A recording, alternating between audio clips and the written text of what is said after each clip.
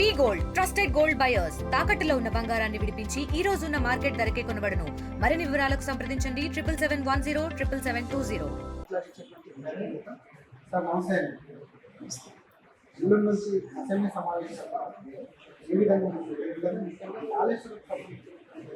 చర్చ రాబోతుంది, బీసీకి సంబంధించిన చర్చించబోతున్నారు. ఏ విధంగా ముందుకు వెళ్ళాలో కాళేశ్వరం గతంలో చాలా అగ్రెసివ్గా మాట్లాడారు. ఎలాగో మనకు తప్పకుండా మాకు స్పీకర్ గారు ఇచ్చే టైంను సద్వినియోగం చేసుకుంటాం. ప్రజల ముందు వాస్తవాలు ప్రవేశపెట్టే ప్రయత్నం చేస్తాం. తప్పకుండా విధానపరమైన నిర్ణయాలు ఇంకా ప్రభుత్వం ఉండాలని ప్రజలకు విడమర్చే ప్రయత్నం చేస్తాం. ఎందుకంటే కాళేశ్వరం జ్యుడిషియల్ కమిషన్ రిపోర్ట్ వచ్చింది. ఈ సమావేశంలో టేబుల్ మీద అసెంబ్లీ టేబుల్ మీద పెడతారని ఆలోచన ప్రభుత్వం చేస్తున్నట్టు రిపోర్ట్ ఉంది. కాబట్టి చర్చకు అవకాశం వచ్చిన సద్వినియోగం చేసుకుని జరిగిన వాస్తవాలన్నింటినీ మంచి చర్చ జరగాలి, వాస్తవాలు బయటకు రావాలని కాంగ్రెస్ పార్టీని తీసుకొచ్చింది, అసెంబ్లీలో పార్టీ కేంద్రానికి ఎక్కడ కూడా ముందుకు పెట్టారు. మరొకసారి చర్చించడానికి నిర్ణయం తీసుకోవాలని ఎలక్షన్ కూడా తొందరగానే ఉండనుందని ఏ విధంగా బీసీలకు రిజర్వేషన్ పెంచాలనే ఆలోచన కాంగ్రెస్ ప్రభుత్వం చేస్తే మేము సంపూర్ణ మద్దతు తెలియదు. అసెంబ్లీలో గతంలో కూడా సంపూర్ణ మద్దతు, కానీ ఇవాళ సరైన ఫార్మాట్లో కాలేదు. ప్రాబ్లం అంతా ఎక్కడ వచ్చింది, బీసీలు మైనారిటీలను కలిపి ఒకటే ఘాటున బట్టి వీళ్ళకు రిజర్వేషన్ పెంచితే అప్పుడు నిజమైన బీసీలకు రిజర్వేషన్ శాతం తగ్గుతుంది అనే ఆలోచన అందరిలో ఉన్నది. అదే నాకు తెలిసి అదే విషయం మీద ఫైల్ ఆగి ఉంది. మరి ఇప్పుడు దాని పరిష్కారం ఏంటనేది ప్రభుత్వం అసెంబ్లీ ముందు వారి పరిష్కార మార్గాలను ప్రవేశపెడితే తప్పకుండా సానుకూలంగా చర్చించడానికి, సానుకూలంగా వ్యవహరించడానికి సిద్ధంగా ఉన్నాం. బీసీలకు 42% రిజర్వేషన్ ఇచ్చి స్థానిక సంస్థల ఎన్నికలకు పోతామని గతంలో కాంగ్రెస్ పార్టీ మేనిఫెస్టోలో హామీ ఇచ్చింది. గెలిచిన తర్వాత కూడా ముఖ్యమంత్రి గారు పలు సందర్భాల్లో చెప్పడం జరిగింది.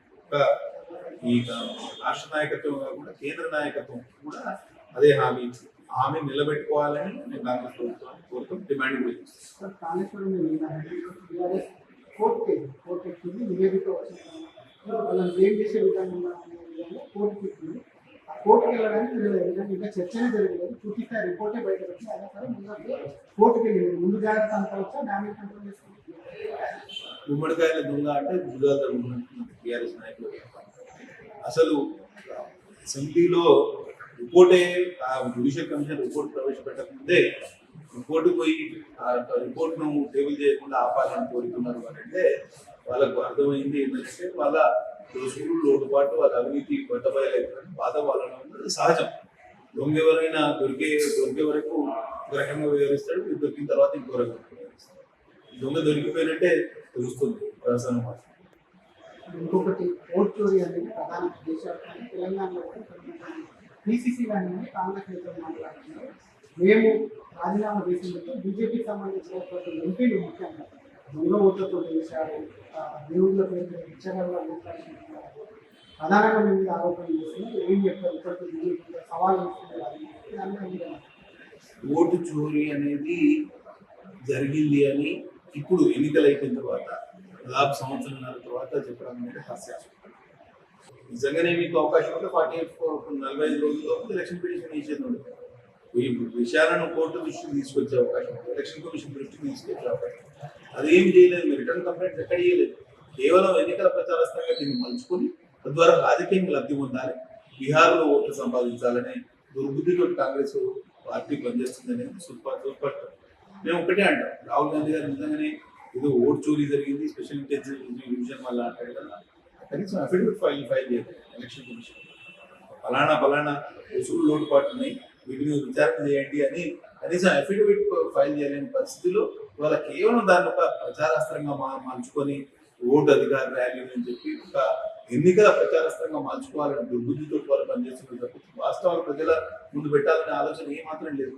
స్వతంత్ర ప్రతిపత్తి గల ఎలక్షన్ కమిషన్ ఆఫ్ ఇండియాని దాన్ని ఇమేజ్ టార్నిష్ చేసి మజబూజు మారేడు కాయ చేసి ఒక ప్రజాస్వామ్యంలో అత్యున్నత స్థాయి సంస్థ మీద కొడుకునే కార్యక్రమం కాంగ్రెస్ ప్రభుత్వం చేస్తుంది.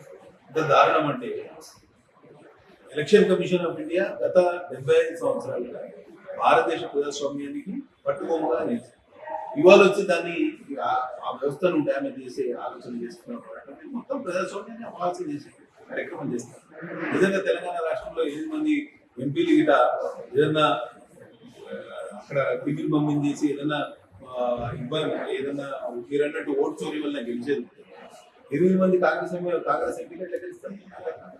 సరే, మీకు నా నమ్మకం ఇప్పటికి మా నాయకులు చెప్పినట్టు రాజీనామా చేయండి. ఇప్పుడు ఎన్నికల పోదాం, మీకు ఎన్ని సీట్లు వస్తాయో చూద్దాం.